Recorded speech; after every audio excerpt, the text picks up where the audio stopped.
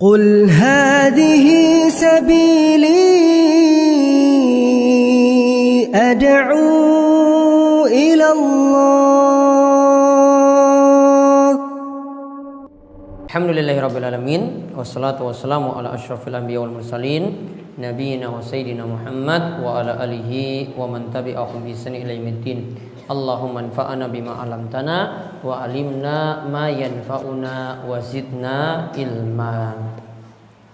Baik, ibu-ibu sekalian, semoga selalu dirahmati oleh Allah Subhanahu wa taala. Kita lanjutkan pembahasan fikih sunnah wanita.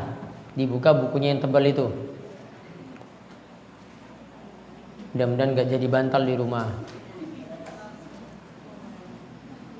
Baik. Kemarin kita bahas sampai mana?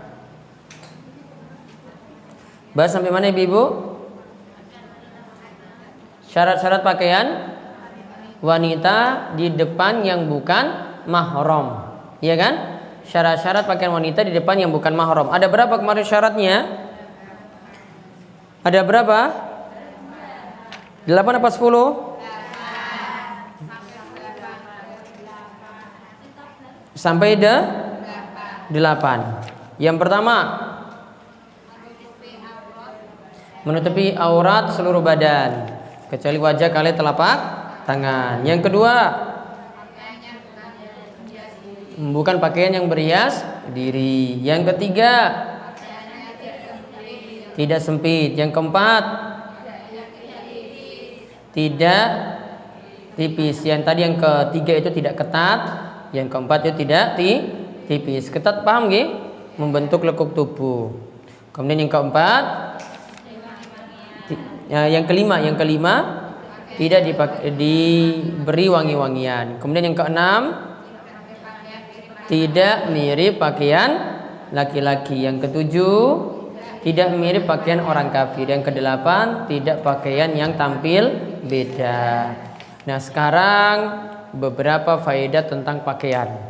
Ditulis judulnya beberapa faedah tentang pakaian wanita. Beberapa faedah tentang pakaian wanita.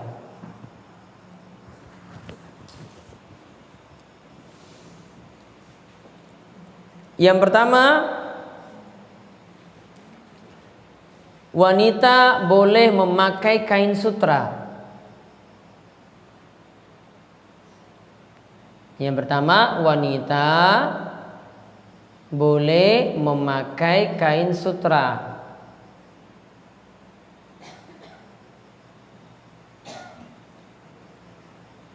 Namun tidak boleh bagi laki-laki. Ya, namun tidak boleh bagi laki-laki. Saya ulang, perempuan, wanita itu boleh memakai kain sutra, namun bagi laki-laki tidak boleh. Ya, bagi laki-laki itu tidak boleh. Kenapa tidak bolehnya? Ya, ada beberapa alasan. Ditulis ada beberapa alasan. Ini tidak ada di buku, saya tambahkan. Ada beberapa alasan laki-laki tidak boleh memakai sutra. Laki-laki tidak boleh memakai sutra. Yang pertama,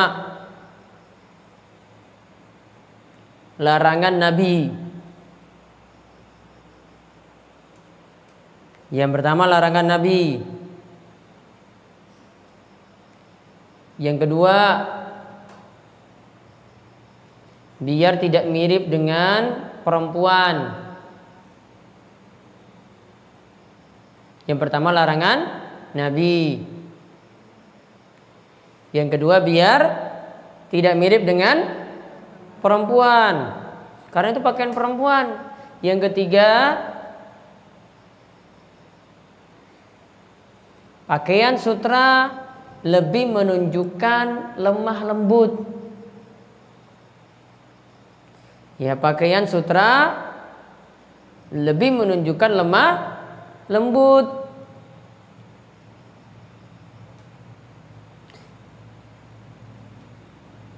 Dan lemah lembut lebih cocok pada perempuan. Dan lemah lembut itu lebih cocok pada perempuan. Jadi laki-laki nggak pakai.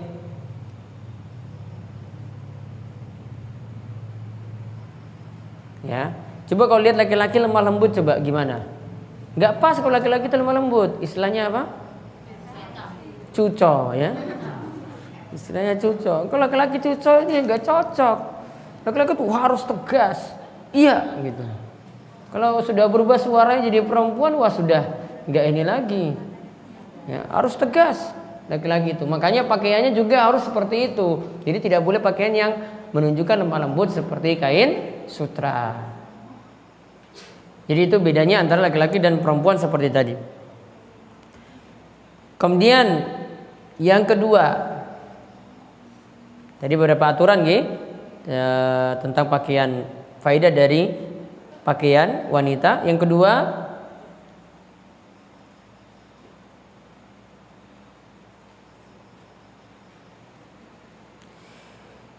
pakaian wanita boleh isbal. Pakaian wanita boleh isbal, yaitu menjulur di bawah mata kaki.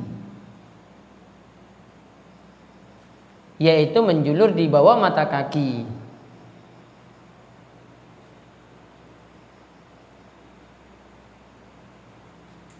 Sedangkan laki-laki tidak boleh.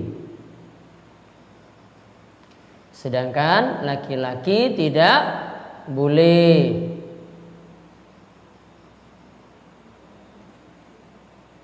Jadi sekali lagi itu hanya untuk perempuan. Perempuan boleh roknya itu turun di bawah mata kaki. Namun kalau bagi laki-laki tidak. Alasannya, tulis alasannya. Alasannya karena wanita lebih dituntut menutup aurat sampai kaki.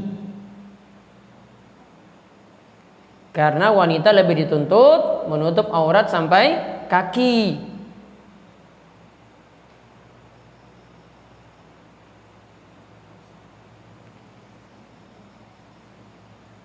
Sedangkan laki-laki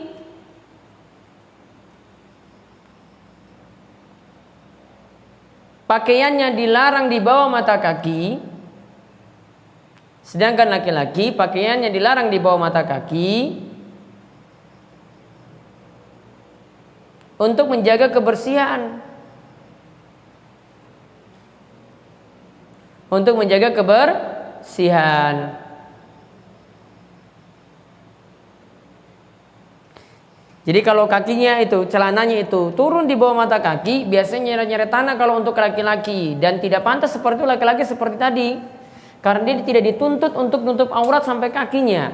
Kalau perempuan, maslahatnya lebih besar kalau perempuan tutup sampai kaki. Karena kaki itu termasuk aurat yang wajib ditutup.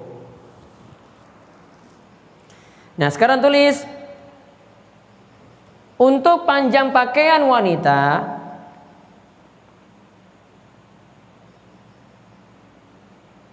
untuk panjang pakaian wanita,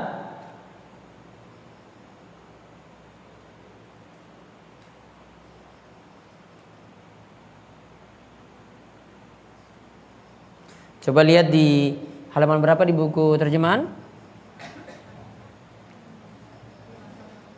50? 544. Lihat di poin nomor 2 coba. Apa judulnya? Baju perempuan, ujung bawah baju perempuan. Dibaca lagi kalimat dikecualikan bagi wanita. Ada enggak di bawahnya? Iya, hadisnya. Setelah hadis ada faidah. Faidahnya apa? Para ulama sepakat bolehnya wanita isbal. Terus di bawahnya faedah. Nah, diukur dari mana? Sejengkal kain yang boleh dijulurkan wanita. Terus di bawahnya ditulis. Nah, diperintahkan sejengkal. Sejengkal itu dari pertengahan betis. Jadi betis itu diukur tengah-tengahnya ditambah 1 jengkal. Namun kakinya masih kelihatan. Nabi SAW perintahkan dari setengah betis ini tambah 1 zira. Zira ini 1 hasta. Ini dari ujung tangan ini sampai siku. Berarti dari setengah betis tadi sampai ditambah dari setengah betis turun ke bawah. Berarti nanti melebihi kaki. Jadi kakinya itu jadinya ditutupi. Maka sekarang ditulis panjang pakaian wanita. Panjang pakaian wanita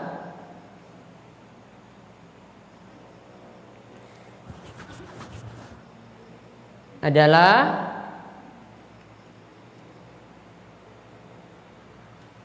dihitung dari setengah betis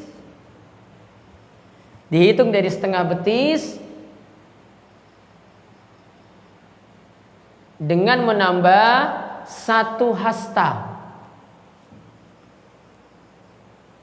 Dengan menambah 1 hasta.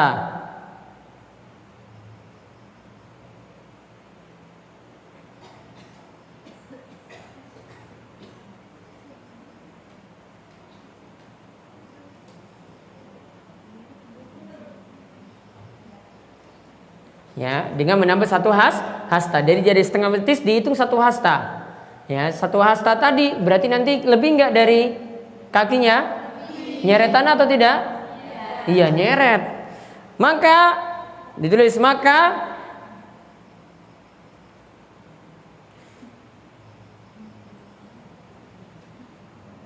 syarat pakaian wanita dari sini ada 2.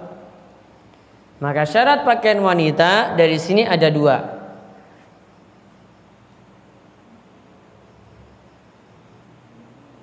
Yang pertama,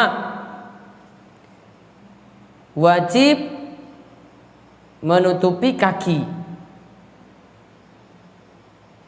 Berarti kalau ibu-ibu tidak lebih, pokoknya kakinya tertutup. Kalau tidak lebih dari kakinya tadi, yang jelas kakinya wajib tertutup. Itu kadar wajib.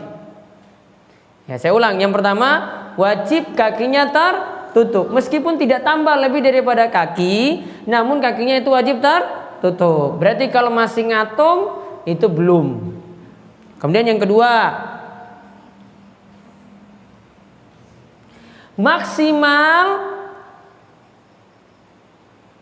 Ya, maksimal ini paling maksimal. Panjang pakaiannya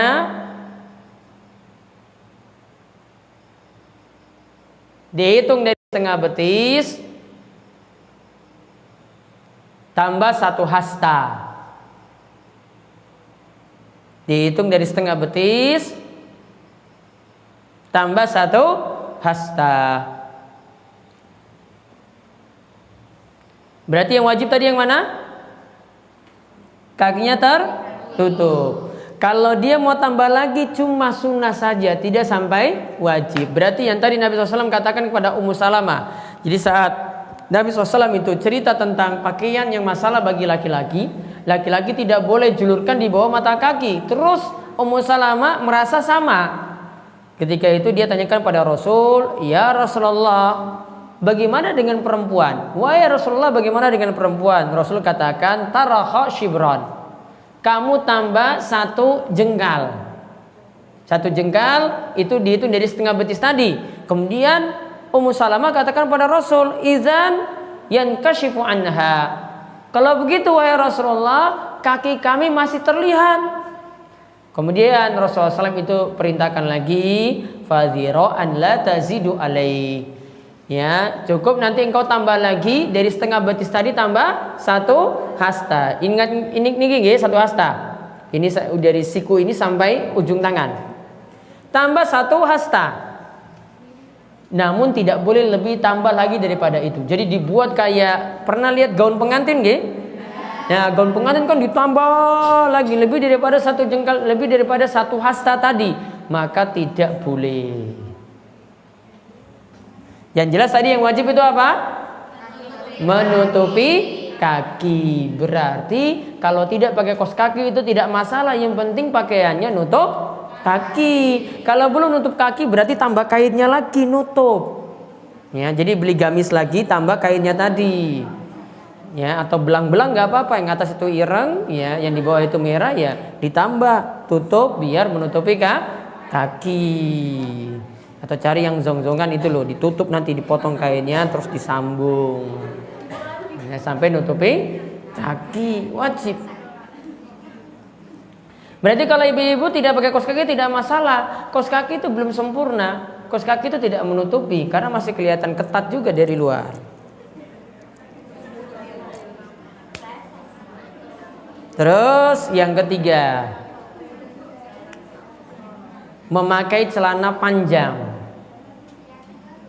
Yang ketiga, yang tadi loh dari pertama kan, poin pertama apa? Boleh pakai kain sutra. Yang kedua, panjang pakaian wanita. Yang ketiga, hukum memakai celana panjang baiknya dihindari. Hukum memakai celana panjang baiknya dihindari. Karena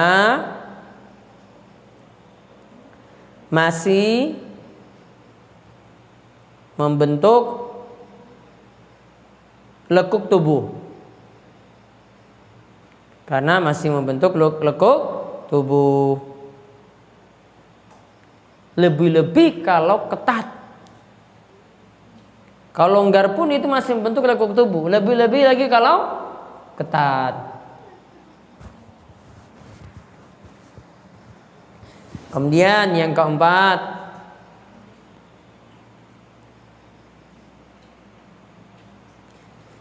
itu dibahas apa Martiani? Bolehkah? Nah, yang keempat, baiknya perempuan tidak memakai sepatu hak tinggi. Baiknya perempuan tidak memakai sepatu hak tinggi. Karena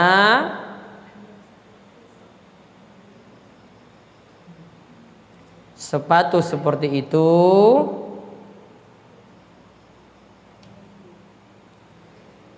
mengelabui orang lain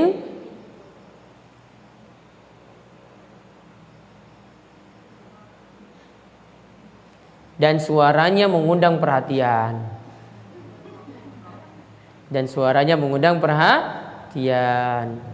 Bersuara nggak kalau pakai sepatu hak tinggi? Iya, tuk tuk tuk. Belum lagi keseleo, nggak usah ditulis. Belum lagi keseleonya lebih besar lagi. Jadi kalau sudah pakai hak tinggi terus jatuh tuh saya malah syukur pakai sepatu hak tinggi jatuh.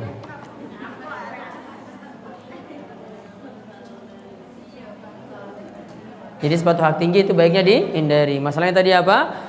Mengelabui orang. Jadi orang kira, wah dia tinggi sekali. Padahal kalau jalan dengan suaminya itu tingginya sama. Pas pakai hak tinggi, wah lebih tinggi daripada suaminya. Padahal tingginya sama. Kemudian yang kedua tadi masalah suaranya itu mengundang perhatian. Belum lagi ditambah tadi keseleo. Wallahu a'lam bishawab.